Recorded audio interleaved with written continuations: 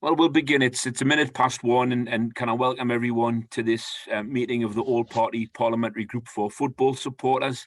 For those of you who don't know me, my name's Ian Mearns. I'm the Member of Parliament for Gateshead.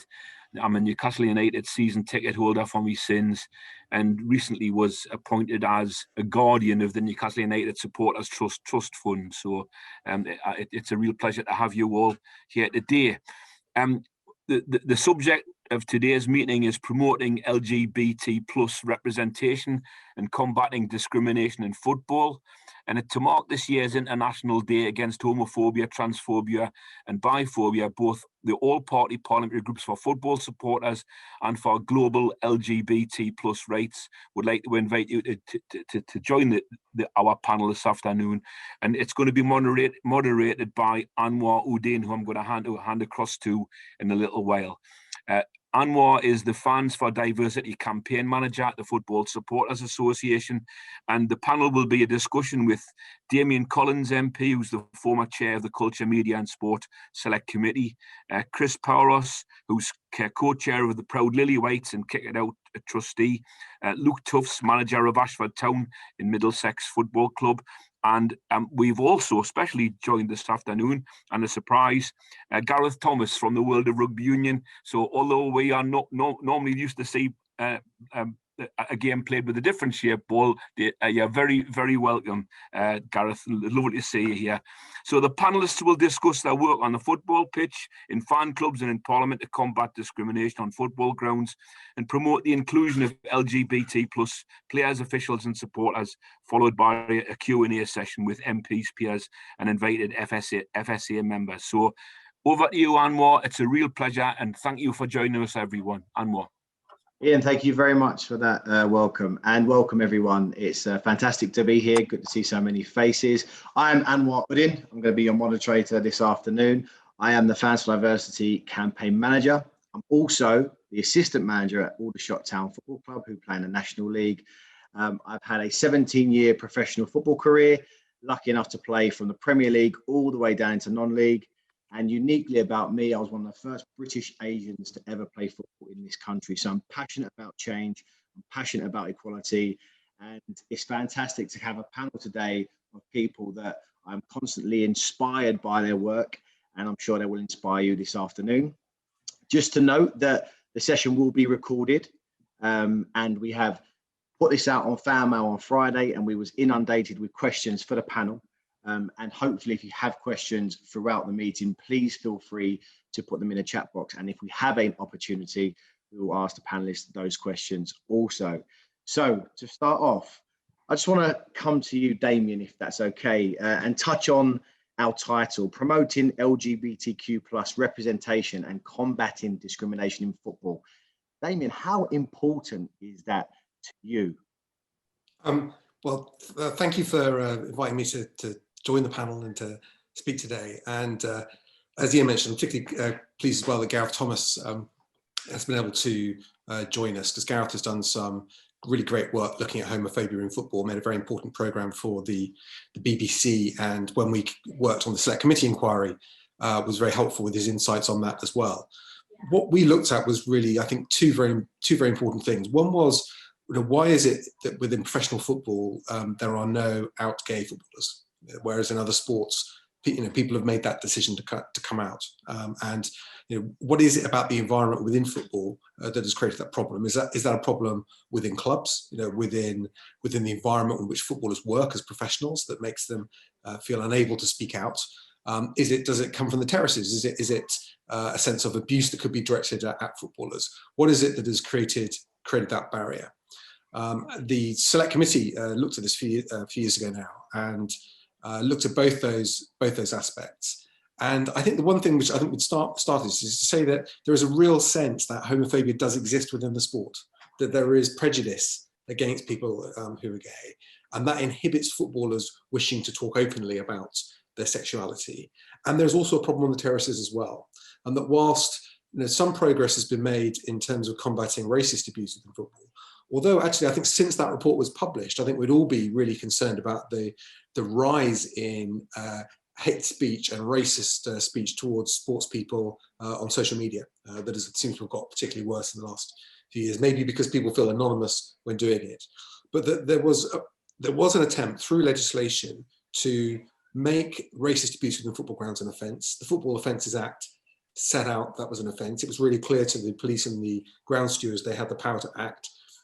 And I think we saw, through part through legislation, in part through changing social attitudes, in part from there being more black players playing football, there seemed to have been an improvement there. But what came out from what we looked at, and I know from what Gareth looked at in his documentary, was that it wasn't necessarily understood that homophobic abuse, whilst covered by the Equalities Act, is also a problem. It exists within the football environment. It exists within grounds. It is heard it is heard within grounds, but neither the police nor the ground stewards authorities are really clear what power they have to act in those circumstances. So one of the recommendations we looked at is that we should amend the law so that there is parity in law between racist abuse and other forms of abuse, particularly homophobic abuse, where that exists within football grounds, and action should be taken against fans who engage in it. So we felt that law needed to be updated. I'm going to give you an idea of how old the law is. It refers to racialist abuse in football grounds, not a word you hear that often anymore. And so the law needs to be changed. Since we published that inquiry, the law commissioners have picked this issue up as one of a range of issues they're currently looking at for the government. And indeed, about a year ago, both Gareth and I were part of a panel discussing that law change with the law commissioners, and I think that is necessary. But alongside that, I think is recognising that there is an issue with homophobia within football. Football seems to be behind other sports. And I think we need to look at all aspects of the game, both the behaviour of fans, attitudes within the professional game, within clubs, and to understand why is it that players feel they do not have the support that they need. Thank you very much, Damian. I appreciate you touching on the laws, because we had a lot of our member groups asking those actual questions. So that's fantastic. You touched on that. And let's talk about the other aspects of the game. So if we go to Chris Paouros, who is a founder of Proud Lily White. Chris, you've now been involved in that fan group for 6 years. Talk to us a little bit about why that started, your journey, and what's that been like from a fan's perspective? It's 7 years, actually. The world is like running away with all of us, I think. I think what's for me is that football can be a catalyst for social and cultural transformation. It doesn't sort of merely delight us or frustrate us. It's how as children we learn to work, play, celebrate and commiserate together. And we know it can be a force for good. And we see it every day. That's why football clubs are grounded in their communities. The best ones have got foundations that do really good work. And the communities include their LGBTQ plus communities, which is obviously what I'm going to talk about. When we started the Proud Lily Whites back in 2014, we knew we wanted to make a difference for LGBTQ plus Spurs fans, but we also, and I know this is a lofty ambition, we also wanted to change the face of football and subsequently shift our culture. So at heart, I'm a campaigner. I ran a lesbian women's football team for many years and realised the power of that for so many of the women that were involved, being part of a team, being surrounded by like-minded people, the strength in numbers, and sort of fandom is the same. It's a family. So when I heard about these LGBTQ plus fan groups, there was only, I think, 1 or 2 around when we started in 2014. It was called the Go Gooners. Did everyone hear that? It was called the Gay Gooners. I don't like to say it out loud very often.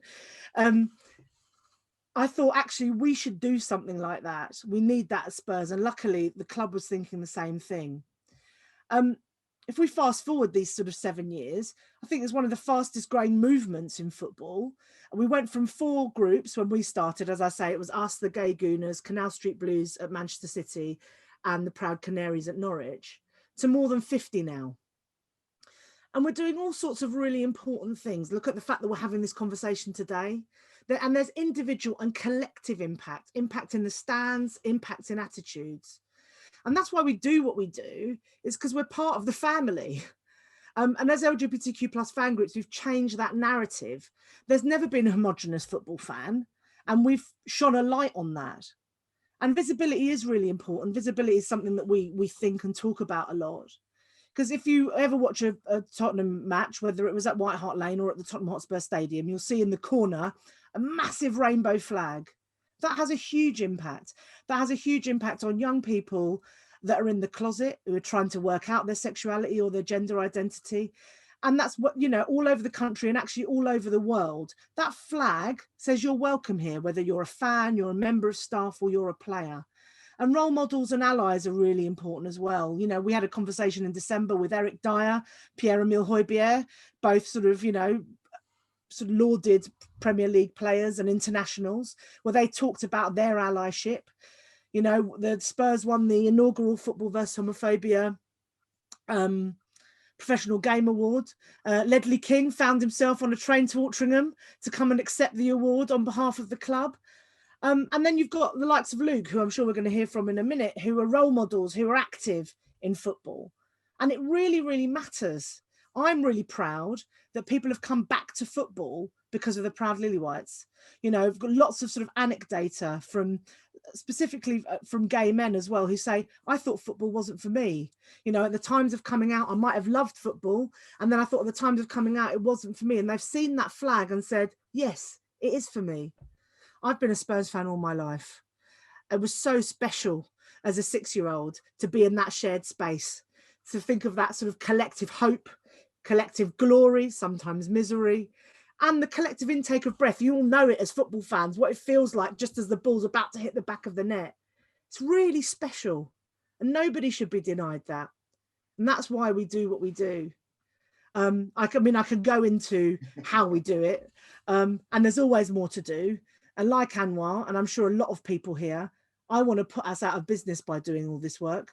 I want football to make that social and cultural transformation and make sure that we're no longer frightened of or vilified for being who we are. So as I say, I could go on, but I'm going to stop.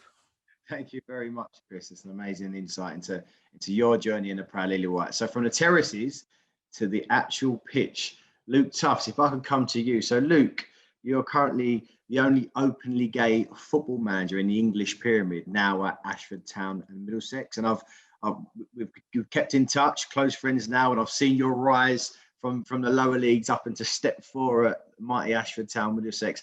What's the reception been like for you? Because you do a lot of work in the public eye, lots of stuff in the media. What's been the reception like at Middlesex, in non-league, and in general for you as an openly gay football manager in the pyramid? I think the reception, by and large, has actually been great, which is something I love saying. I think surprises people. As I said, I first come out. I played for Camberley, and I first come out at 16 years old, and I was met with nothing but love and support. And through my coaching journey, certainly at Ashford, I've got a really good relationship with the fans. I've got a good relationship with the board behind the scenes, and I'm very well looked after. I do think that I am quite happy-go-lucky as a person, and maybe I do miss certain things. So I was like, for example, there was someone I worked with in football who I always thought was always a little bit different with me, a little bit off, and I kind of like brush these things to the side. But I was told quite recently by someone that the reason that they're a little bit off with me was they were saying, oh, don't know what it was like. It was hard working with Luke, or you don't know what it's like working with a gay person. You don't know whether to kiss them on the cheek or shake their hands or whatnot and things like that.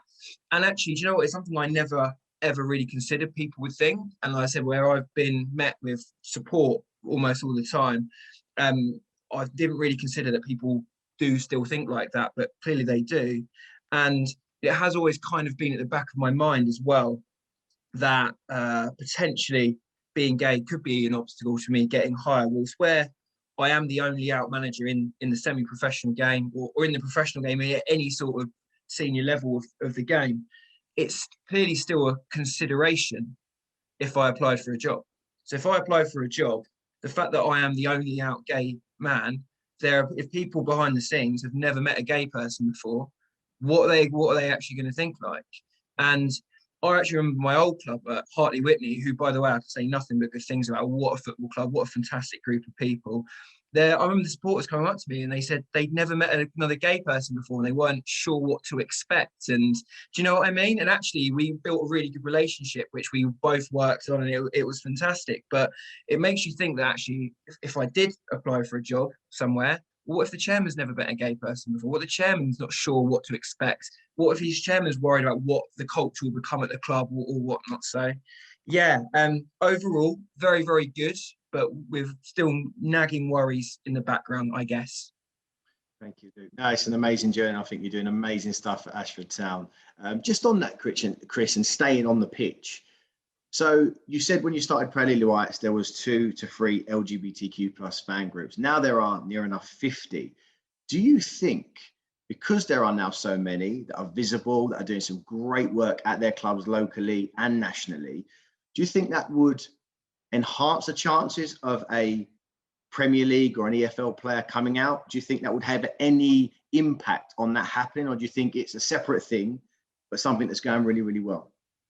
Look, I think the focus on an out male professional player is a little bit of a red herring, because there are plenty of people who are out in football, you know, fans, journalists, administrators, senior people in clubs, Luke, professional female players. And that sort of shadowy, frightened tabloid story doesn't help the narrative that we're all frightened and in the closet and ashamed of who we are. So I understand that statistically it's very likely, but look at the margins in football. They're so small. It's like, do you want to draw any attention to yourself? And I think it's about professionalism and performance and what it means to get to that level.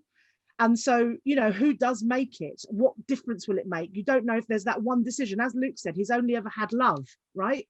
But all you need is that one person that might affect your career, and you don't know what that's going to be like. So I don't think we should vilify fans or vilify clubs, etc. I think there's a whole game and a whole culture thing. And go back, let's, you know, go back to the beginning. Let's think about PE. PE in schools is the most gendered subject. We've done loads of work on degendering other subjects at school, and PE remains gendered. And we end up with gender stereotypes that limit all of us. So I think we need to kind of get back to PE, think about degendering PE, do all the stuff that we're doing here to create the conditions where it's possible. And I think it's football's responsibility, but it's also the responsibility of all the other structures and the culture that we have to make that possible. I think that's a really, really good point. And I looked at this title, Promoting LGBTQ plus representation and combating discrimination. It's almost 2 separate things for me. And as a British Asian player, 17 years career, there's still nowhere near enough Asian players playing football, grassroots, in any level. And I think there's lots of reasons for that. But do the community themselves promote within? Are we promoting each other? And that's a question I just want to ask you, Damian, in terms of what can we all do more to promote these positive role models? Chris just mentioned PE. How can we promote the great work that's going on in and around the country, different sports, different industry attached to the LGBTQ community? Yeah, it's a really great example, a really great thing. And I think the great examples are the best way of making people aware of great examples that can be replicated is really important. And I think that's an issue for sport in general, particularly because we have from a government point of view, we have a very siloed view of the way sporting programs are supported. So, you know, the DCMS, the Minister for Sport, has nothing to do with sport in schools, for example. So you get a national strategy around these policies that is driven by the national governing bodies of all the different sports, but is not part of a consistent program that is facing into schools and into communities as well, where it's done by the local authority or it's done by the Department for Education. So I think it's trying to work out how you feed back into the system examples of what works well, and then give people confidence to replicate that. And I also think within football, and I found when we did the select committee inquiry, you found people who work within football clubs, in some Premier League football clubs, who were out. They were supported by that club, but their sort of voice and their stories were not often that well known.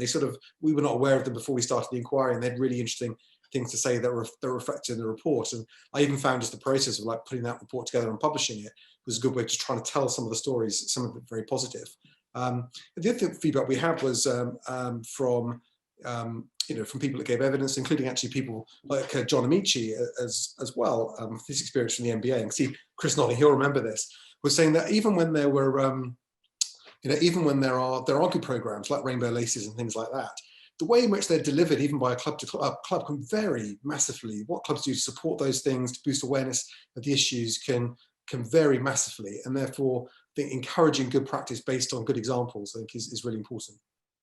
Thank you, Damian.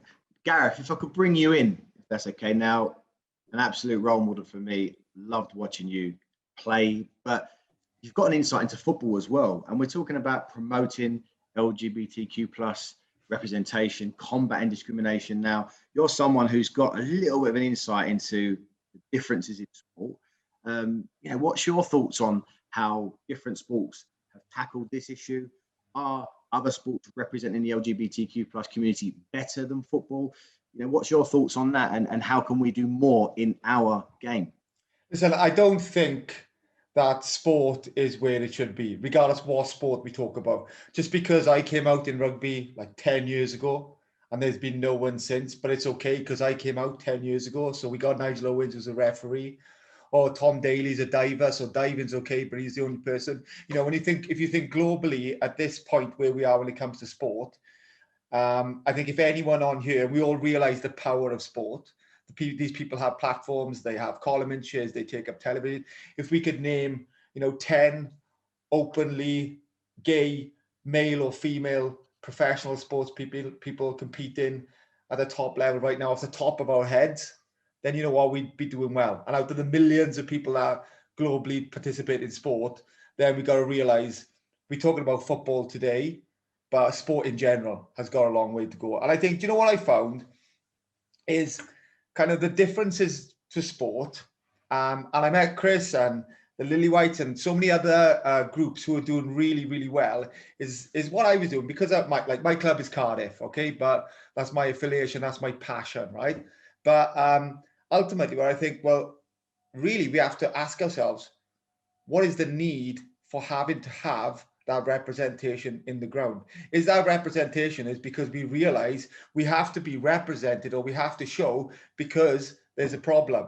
And just on another point is when we talk about the intense pressure, and I've been to so many different grounds and experienced as a player or experienced as a fan of rugby or a fan of football, I can tell you as an individual playing, is that the difference between being good and being great is a single second. It's a single thing you do. It's an instinctive moment. As you know, as a professional footballer yourself, Alan, right? And that to me comes from the ability to be 100% authentic. So when we don't have any openly gay players at the moment, or when we don't have an environment in the academies potentially where people can be their authentic self, then as a game, collectively as a game, you might be missing out on the next, like David Beckham or the next greatest players, because we are allowing an environment where people feel like they can't be authentic. They can be 80%, and you can do all right at 80%. I did all right at 80%, 70%, but I think I could have done. I think I could have done a lot better. And also, one other thing I found in football is, I said it after going to so many clubs, is we pretend or we defend. So we are so entrenched, and I met so many people who are so passionate about their own club that they pretend that there isn't a problem in that club, and they'll defend their own club. When it comes to other clubs, when it comes to other teams, they'll attack. But when it comes to their own entrenched passion, which I totally get, right? They pretend or they defend, and they don't look within their own problem. And one thing I massively learned is that to create change, sometimes you have to look within yourselves, within your own groups, within your own environment to create that change. Not expect it to be, well, it's not in our team, but it's in, I don't know, it's in Chelsea, or it's in Man United, or it's in Man City.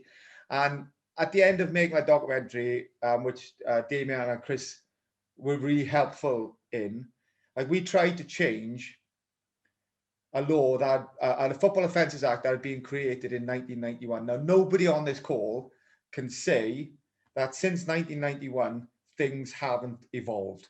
So why this legislation hasn't evolved or hasn't been amended to help create environments where people can be authentic was kind of something that was unbelievable to me. Because when Damian did his select committee meeting, and there was an understanding that, you know, the possibility or the chances of you hearing homophobic abuse in a football stadium are probably greater than at that moment hearing racist abuse or gender abuse or any other form of abuse, then the natural thing to do is to create an environment that the Football Offences Act tried to do to racism, and in part was kind of successful in what it did. I know there's still problems, but in part was successful.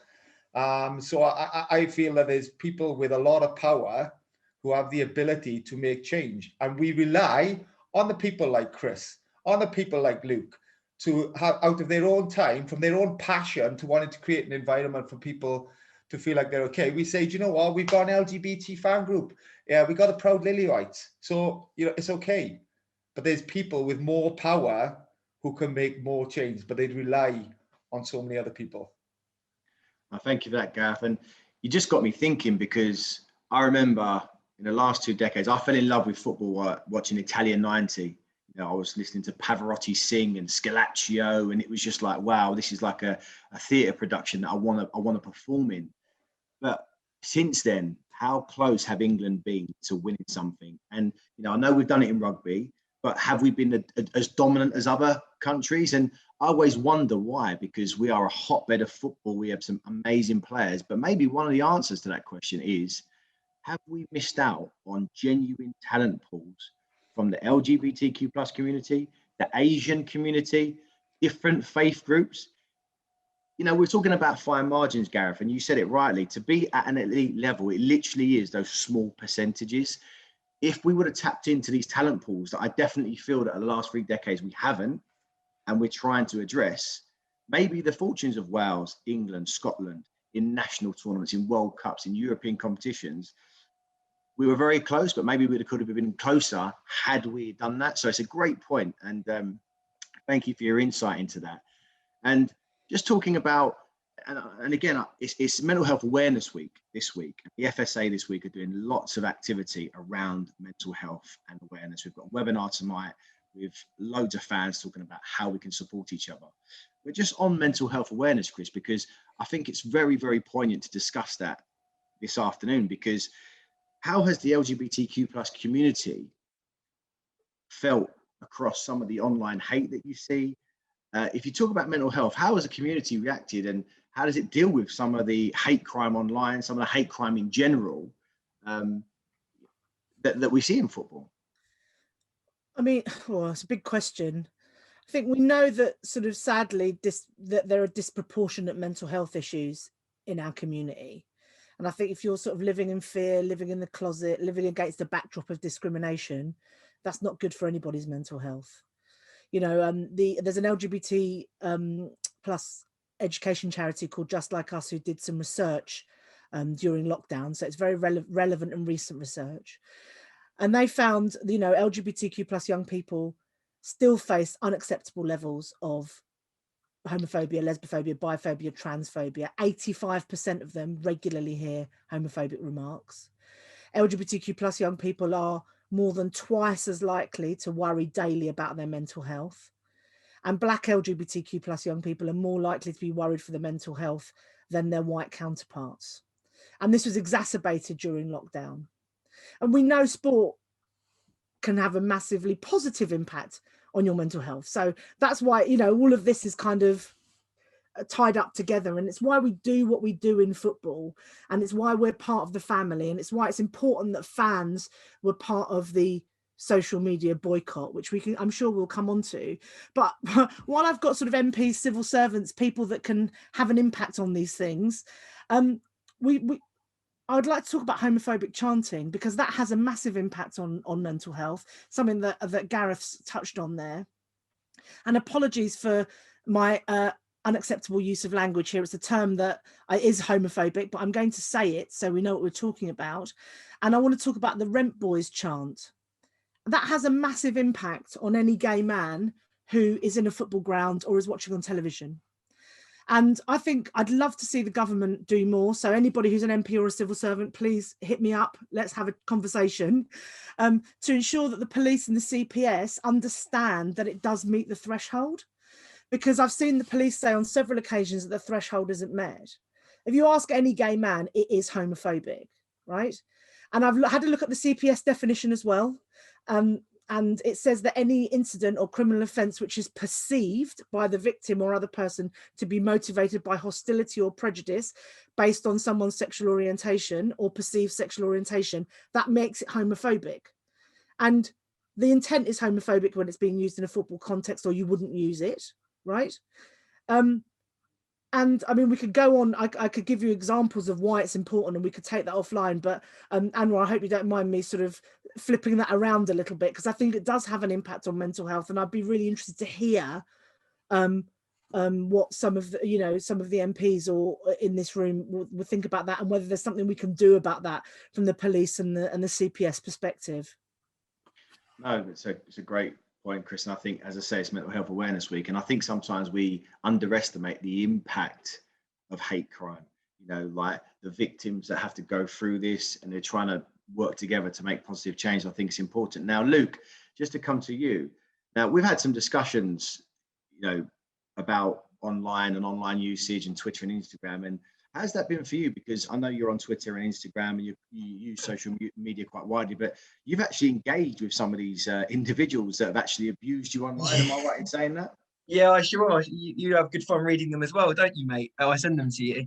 Yeah, usually so once every year or so, if it's Football v Homophobia month or whatnot, there's usually an article about me or something. I was very lucky actually recently. I'm doing my A license and Attitude magazine sponsored me, which was amazing. But when everything comes like that, I'll get loads and loads of messages, and usually not from England either. Actually, they're usually from other countries, English-speaking countries or Russian-speaking countries, and it will fill up. And a lot of it is because, again, they don't really understand gay people or anything, because they've never met anyone that's gay, and all they've heard is from the media is bad things or whatnot. So I do my absolute best to try and challenge their thinking. I don't just say you're wrong, you're horrible, you're this or you're that. I actually just say, well, why do you think that? I'm gay. I've got a boyfriend or a fiance now of 7 years who I love very much. We're gonna have kids one day. Like, well, what's the issue, sort of thing? And I've actually, over time, actually had people like warm, I guess. And one of them actually asked me for a trial at the end. I was like, he's threatening to hang me about an hour ago, but okay, thanks for that, mate. I've done well there. But it is very hard work. But I do think that what that shows is education is absolutely everything. It really is. And Chris spoke wonderfully earlier on about PE in schools. But I do think that that's a massive part of it. I mean this respectfully. And again, there's no wrong here, but I think the older someone is, perhaps the harder it is for them to change their views. They might do their best, but inherently it's still going to be in them. But actually, you learn right and wrong, and you learn to love and you learn to hate as a young person. I think actually, if we can educate our young people in schools and that, I think that the problems in the future go a long way in sport, in my opinion. So Thank you, Luke. Can I just jump in there for a second, Anwar? Sorry, because I think Luke's absolutely right. I think education is really critical. But if you look at the scale of the problem on social media, right, it's enormous. We did some work at Kick It Out, and from July to September 2020, Facebook said they took action. So imagine like how much more of this there was on 6.5 million pieces of hate speech, right? That's the equivalent of 4,500 in every 90 minutes. So let's use 90 minutes as the length of a football match. That excludes any equivalent figures on Twitter. And, so imagine what that's like. So you could probably say that there's probably one hate speech attack 1 second every day, 365 days a year. So that's like a cyber threat or email spam. So you need to apply sort of industrial scale tech to understand who's behind it and what their motivation is. And social media's got that data, because there's going to be different people that have different motivations. And so, what Luke's managed to do there is understand the motivation of those people who were attacking him on that small scale. But in order to deal with it properly, We need to understand the sort of the taxonomy. You know, some are children, some are adults, some might be organised, others might not. Some are motivated by hate, some by mischief, whatever. So we need to understand that taxonomy and the root cause, because that's how we can prescribe proper granular solutions that are going to make a change. And I think the onus is on social media to use their tech, not just to sell us stuff, but to protect us. Thank you, Chris. Damian, if I could just ask you, because football came together recently to boycott social media over the course of 4 days. And a lot of fans, a lot of questions were asked about the government, and can a government do more to sort of prevent and work towards positive change when it comes to online hate crime? Yeah, absolutely. And it's a timely question, because yesterday the government published the draft online safety bill, which and one of the things that it sets out in that is that social media companies have a responsibility to act against hate speech, racist abuse on their platforms. They'll have to demonstrate to an independent regulator, which will be Ofcom, what policies they have in place to act against it. They could be externally audited by the regulator just to see whether they are doing enough. And as Chris said, when there's evidence out there, we know what form this abuse takes. We know you can see examples of councils doing it. What action do they take? And if the regulator felt they weren't acting effectively to stamp this out, then they could take action against that company. It's not just a question of the offence has been committed by the person that's posted the hateful comments. A company like Facebook could become liable for that content as well if they don't have effective policies to deal with it. I think this is not a freedom of speech debate. We should not live in a society where we say people in the public eye can be routinely abused on a massive scale because of their race, their ethnicity, their gender, whatever it is, and just think that in the tech age, that is just the price you pay for being in the public eye. We don't have to accept that. And so I think, and this problem is not a football problem or a rugby problem. This is a societal problem, but it's people who are in public positions, often sports people, that get the most abuse. And so I think that legislation can help with that. Just going back to the Football Offences Act, and as I said earlier on, the law commissioners are looking at that, and they, I hope they do propose a change in the law. I think it's required. But the issue is, and Chris pointed this out, is under the equalities legislation, there's nothing in law to stop people acting now anyway. And I think we should be going back to clubs and to the police and saying, here are examples of things that are happening in grounds today that actually wouldn't be allowed under the equalities legislation, and you should be intervening and doing something about it. And if you're letting it go, you're basically saying it's okay. And so I think there does need to be a big program of education there, because when we had people talking to us on the committee on this, people don't know. People working in football grounds don't know what the law is. They don't know what powers they have. They don't know when they should intervene, and whatever changes we make to the law, it's got to be boiled down so that a ground steward in a ground or a police officer in a ground knows if they see or hear something in particular, they have got the power to act and do something about it, and should use that power. Thank you, Damian. Just Gareth, if I could ask you, because obviously the boycott brought together quite a lot of football. In fact, it sort of trickled down into non-league. There was non-league clubs, there was individual fans and individual players that joined, some didn't. But what was your kind of opinion on the boycott of 4 days from football? Is it something you thought was good, bad? I mean, do you think it would have an impact? What was your thoughts on the boycott? I think it's impossible for any action to be bad. But what I will say on it is, so I'm friends with some top footballers who took part in it. And I was like, right, okay, what is your stance in all this? Like, are you not going on social media, or are you just not writing on social media? But then they were going on social media saying to look to see what the reaction to them not being on social media was. So it's kind of like, well, surely that's like they totally missing the point. But what I find is that to the end of it, to the outcome of something, it has to change. Now, everyone after 4 days, and I understand why people do it, right? But I understand after 4 days, everybody goes back on social media, because as much as sports people, we realize we get a boost from it, or not we, sorry, they get a boost from it.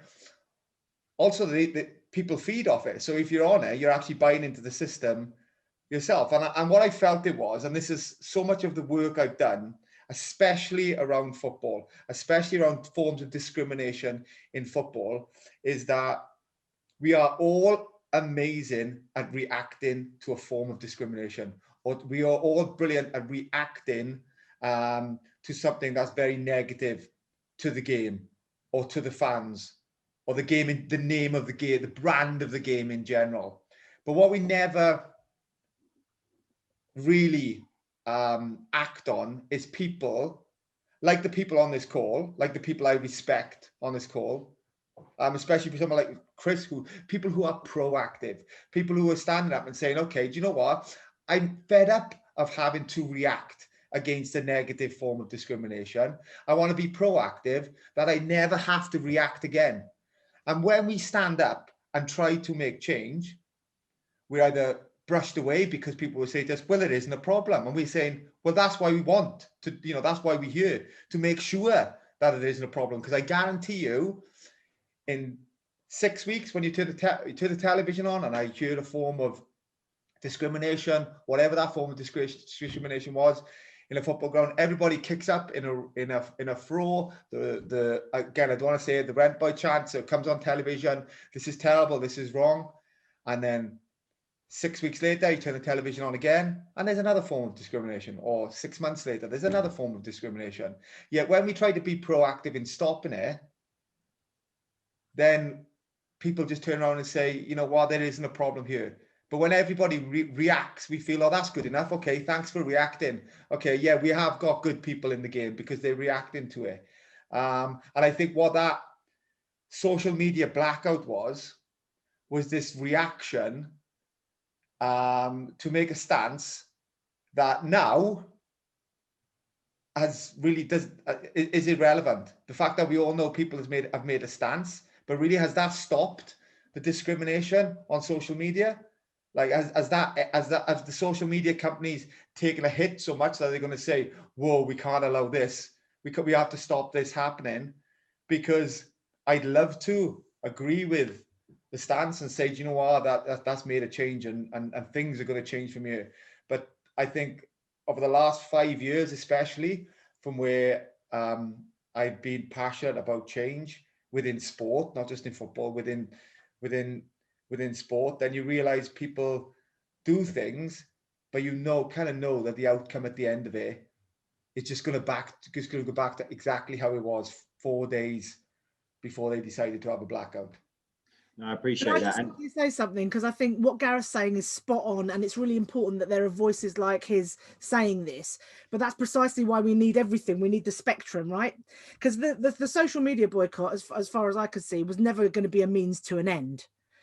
Sorry, it is a means to an end. It's like it's the beginning of something, because there was some stuff out on social media today, ironically, about what the asks are. So it was like, here's a thing so we can signify our collective anger for a small period of time at the damage that discriminatory abuse does, right? But here are the things that we want to see from social media companies.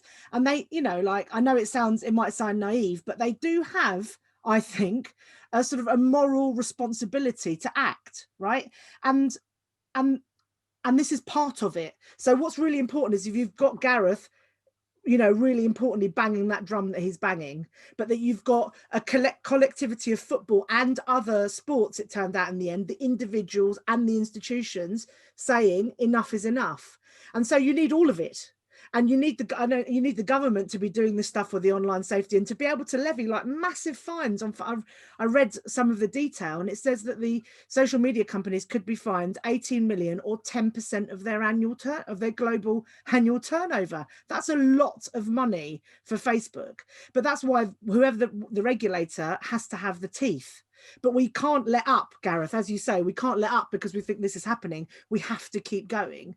But I think the signal, the fact that the social media boycott was a signal, and that's fine, because a signal has a place as long as it's not on its own. And there are loads of other asks as well that I think if you look on the Kick It Out Twitter, for example, today, you can see it. Can I just add one thing onto that, which I completely agree with, is that one area where it is helpful, though, particularly sitting as a member of parliament, is that the social media companies will often say, oh yeah, we're working with the football authorities, we're working with the clubs, we take this issue very seriously. And what that boycott was a very clear demonstration that the clubs and the leagues are not satisfied with the work that social media companies are doing. They think they could and should do more, and they're not doing it. And that does empower, politicians, regulators who are looking at these issues to say to the tech companies, don't fob us off that you're doing enough, because the people that are most affected think you're not doing anything like enough. And I think that would be a small thing, but I think for moving the political debate forward, it is helpful.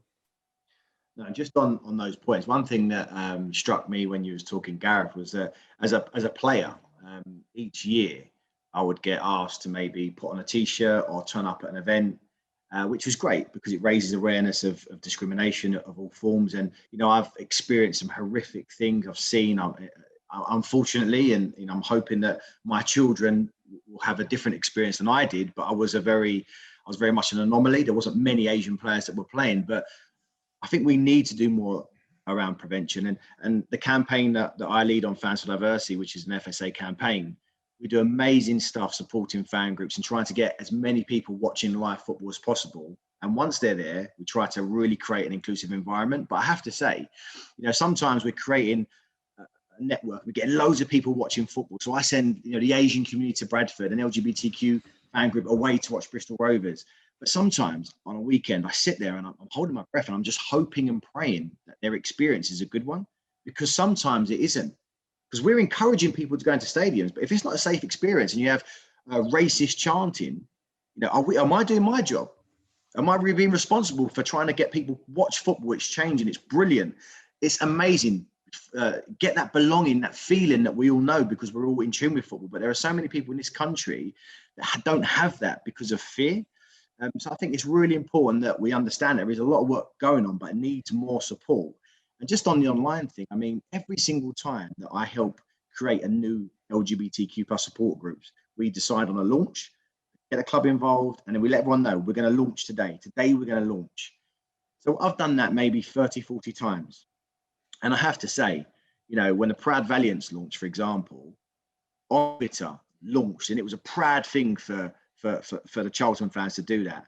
The amount of abuse, death threats that ensued after that initial tweet was ridiculous. And Charlton had to ban individuals because they launched an LGBTQ plus fan group. So there is so much to do, but one thing I have learned is that we are stronger together and we have to work together. So if there are those that are working on disability and accessibility in football, if there are those working on racism, I think we all have to come together because discrimination is the same thing. But just on that, Damian, I mean, how important are allies? People that can go across strands of diversity, support each other. Because if we are going to look at how we can make things better, I think allies are a way that we can do that. And the fact that we're having this call, having this conversation, I think is massive. But what's your thoughts on the role that allies can play for the LGBTQ plus community? So was that for me? Yes, sorry. Yeah, sorry. I think it's really important because, and I think this is something that again came out of the discussions we had around the Select Committee report, because allies change the conversation. It's that they create an environment which says, actually, if I'm a sports person, not only would I would support and welcome people coming out and being part of our club and part of our environment, they're being really clear about themselves and their own lives, and I would welcome that, and I want to see that, and I want to say sort of like proactively that I encourage people to take that step because it will be welcomed. And I think that suggests that there is an environment that is safe, and accepting that, and it already exists. It's not then down. I mean, I think it'd be terrible if someone was gay as a professional footballer who felt it was not just that they had to make a decision about coming out, but it was their job to change the conversation through that act. And I think it's unfair to load that responsibility onto a few people. We can all play a role in creating and shaping a different culture, which makes it really clear that sports are a welcome place. I think one of the things I thought was most chilling that came out of the cases of child abuse in football that led to Clive Sheldon's investigation was one of the victims of abuse was interviewed by a newspaper and said, why hadn't he spoken out at the time? And he said, I didn't want people to think I was gay. You know, and that I mean, admittedly, that case was probably 20 years ago, but that gives you an example of what if you've got a rotten culture, people won't speak out. And so I think allies is a really great way of trying to vocally change that culture before someone takes that step. Can I just quickly say something, Anwar? Sorry, I don't hear jumping in. I just want to say a story. I won't say the name, right? But when I was filming the Hate and the Beautiful Game documentary, we spoke to a footballer who was a global named footballer. Like everybody knew he's a world-class footballer. And we asked him to take part in the documentary. He took part in the documentary, and then he contacted the BBC or the production company we're making and asked for his interview to be retracted. When we asked him why he wanted the interview to be retracted, is because his agent said that he wasn't allowed to have that put into there because he would take abuse every single week. And the words were guilty by association. So his fear of then going to a ground every week and being homophobically abused, even though the man is married with children, was that if he supports a movement, if he supports something, then he becomes a target for fans. And the realization that he would be homophobically abused because he supported the LGBTQ plus community. So all I wanted to do was just give like kind of like a real life anecdote kind of what Damian was talking about. No, I appreciate that, Gareth, because even the work that we do at Fans for Diversity, like when we have a professional player attend an event, the power that it adds, because you know they're a superstar playing at the highest level, they don't realize sometimes. I think we underestimate the power of an appearance support. You know, when you've got a player on the front of Attitude magazine, that's a massive thing because it shows that we're supporting each other. And Chris, I mean, you work across different diversity strands. I know you do a load of work as a trustee at Kick It Out and on the FA's IAB. What's your thoughts on allies and working across different strands and working together? Well, I think allyship is crucial. I think, as I said earlier, you know, we had the sort of I think Sky Sports covered it as well, conversation with, as I said, Pierre-Emile Højbjerg and Eric Dyer. I know that Arsenal have, Hector Bellerin has kind of, you know, spoken out in terms of his allyship. But I think it's really important. But it's so crucial that we work together. You know, I always say homophobia very rarely travels alone. It's often like hanging out with its mates, racism, misogyny, ableism, Islamophobia. And that's why it's so important that we all stand together. I've just been reading some of the chat there, and actually, you know, there are also people that have multiple discriminations themselves. You know, you're black and gay, you're gay and disabled, you know, etc. And nobody should be frightened of being vilified for who they are. And, you know, as I say, the intersections are important. You know, if we look at black women and the amount of misogynoir that they face, I think it's really important. That's why it's important to be doing this with Fans for Diversity and to be part of something wider. You know, getting in touch with Kick It Out when we first started the Proud Lily Whites in 2014 was one of the first things I did, because I understood the importance of the supporter movement, and that's why we went to the FSA as well. And we didn't want to reinvent the wheel, but I also knew that this couldn't just be about being LGBTQ+. We had to look at the whole picture. And if we want to change our clubs, we want to change our institutions, we want to change our game, we have to ensure that our practice is intersectional. We cannot leave anyone behind, because that's precisely what we're trying to fix. So this is from top to bottom, from grassroots to the boardroom, culture, legislation, all of the things we've been talking about today. And that's why you can't decouple chanting from what goes on in school to violence in the home even, and to what the decisions that CPS makes. So that holistic position is really important. And it's why, you know, I didn't, as I say, started in 2014. I had those conversations with Kick It Out. I feel really privileged and honoured to be a trustee of Kick It Out and to be thinking about the work that we do every day. And the same goes for being on the board of the Football Supporters Association. But we have to bring it all together. I think what is really key is we start smashing these lazy stereotypes. As a British Asian player, every single coach or player I met, when I asked them, or they asked me about Asian players, they can't play. They're like cricket. They're too slight. Their diet's wrong. And I always used to say to them, have you met an Asian football player? And their answer would always be no. And I'd say, base your stereotype on me, because I'm not slight. I'm going to tackle you hard. I'm an old-fashioned centre half. Let me create a stereotype. because there's so many lazy stereotypes that are flying around of gay football players, gay rugby players, what a gay football player would be like. That's why this community needs to go out there, be loud and proud, and actually change that stereotype. And Luke, you're doing that. You're on the touchline week in, week out.